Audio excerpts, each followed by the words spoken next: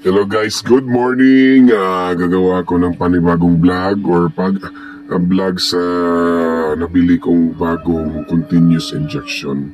So meron tayong needle, meron tayong sample ng bottle, antibiotic bottle to. So meron dito yung nakapack pa na continuous injection or automatic. So maganda to gamitin pa sa mga baguhan o nababanot na sa isa-isang injection. So ito ang mabisang luna sa inyo. So ito yung mga sample parts kung sakaling mayroong mga defects sa injection.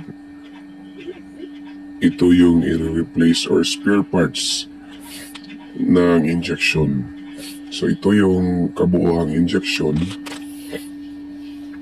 Yung hinahawakan ko is yung adjuster. So dyan mag-adjust kung gusto mo i-set ng 1 ml, 2 ml at hanggang 5 ml. Set mo lang dyan.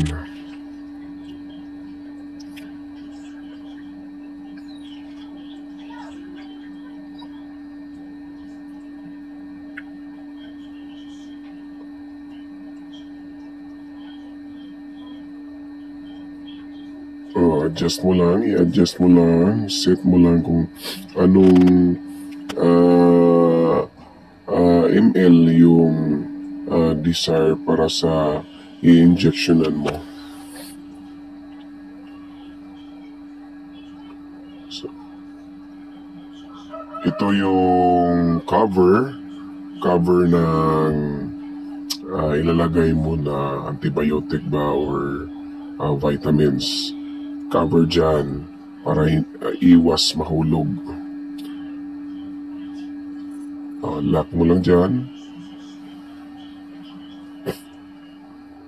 Ito yung forma.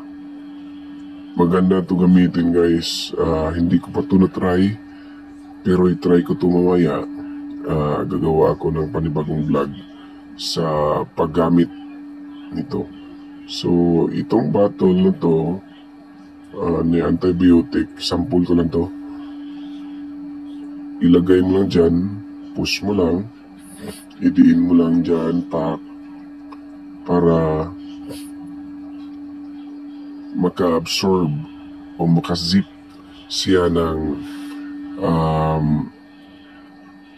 antibacterial na intended sa baboy ninyo. Or vitamins, pwede. Basta magagamit dyan yung mga bottle na yan. Lagay mo lang dyan. Okay, lagyan mo ng needle. May needle na. So, try natin ha. Sample.